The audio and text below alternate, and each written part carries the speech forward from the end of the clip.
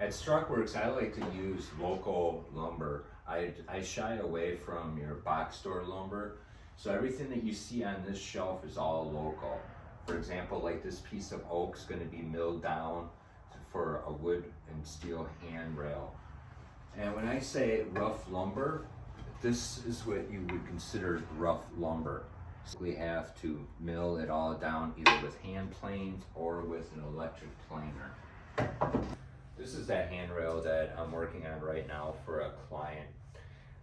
Everything's cut right to the money, as in with the angles and everything. So this way, when it's time to install, it fits good.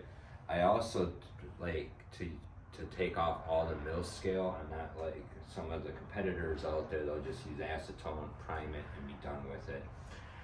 This way, your investment will last for years. This right here is a rail for another client that I'm working on. Actually, it's almost in a completion. They're also getting an oak handrail on the top, but right now that's being finished.